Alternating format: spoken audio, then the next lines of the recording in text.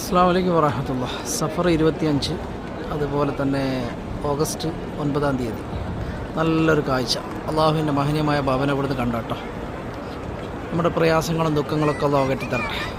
രോഗങ്ങൾ കൊണ്ട് പ്രയാസപ്പെടുന്നവരുണ്ട് പഠിച്ചവൻ, അവരുടെ രോഗങ്ങളിലൊക്കെ അള്ളാഹു കാമിലാഷിഫ നൽകട്ടെ. നമ്മുടെ മാതാപിതാക്കളിൽ അള്ളാഹു റാഹത്തും സമാധാനം നൽകട്ടെ, അവർക്ക് ദീർഘായുസ് കൊടുക്കട്ടെ. ആമീൻ. അതുപോലെ നമ്മുടെ സൗഹൃദങ്ങളിലും കുടുംബങ്ങളിലും അയൽവാസികളിലും നാട്ടിലുള്ളവരിലൊക്കെ പ്രയാസങ്ങളുണ്ട്. മഴക്കെടുതിയിലൊക്കെ പെട്ടിട്ട് ഒരുപാട് പേര് പ്രയാസപ്പെടുന്നവരുണ്ട് പഠിച്ചവൻ, അവരുടെ പ്രയാസങ്ങളൊക്കെ അള്ളാഹു തീർത്തി കൊടുക്കട്ടെ. ആമീൻ യാ റബ്ബൽ ആലമീൻ. അതുപോലെ നമ്മളിൽ നിന്ന് മരണപ്പെട്ടവരുണ്ട് പഠിച്ചവനെ, അവരുടെ കബറിടം അള്ളാഹു സ്വർഗ്ഗ പൂങ്കാവനമാക്കി മാറ്റി കൊടുക്കട്ടെ. ആമീൻ യാ റബ്ബൽ ആലമീൻ.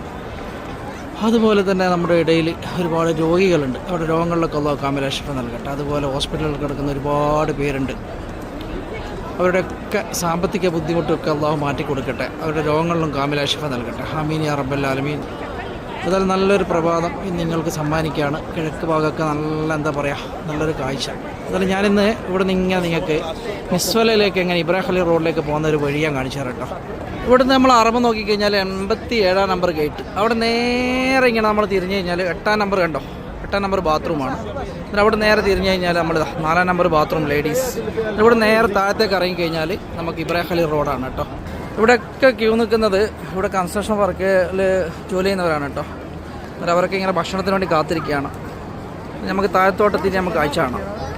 അങ്ങനെ ഞാൻ നടന്ന് കണ്ടോ, ഇത് ഹിജറ റോഡാണ് കേട്ടോ. ഈ ഭാഗം ഹിജറ റോഡാണ്. ഇത് നേരെ നോക്കുകയാണെങ്കിൽ മിസ്ഫല ഇബ്രാഹിം ഖലീൽ റോഡാണ് കേട്ടോ. ഞാൻ ഇവിടെ നിന്നാണ് കണ്ടോ, ഇത് ജബൽ ഉമറാണ്. ഉമറുള്ളാഹിൻ്റെ വീട് സ്ഥിതി ചെയ്ത് ഈ മലയുടെ താഴ്വാരം. പക്ഷേ ഇന്നത്തെ കാലത്ത് മലയില്ല, ബിൽഡിങ്ങുകളാണ്. മലയൊക്കെ പൊളിച്ചളഞ്ഞു.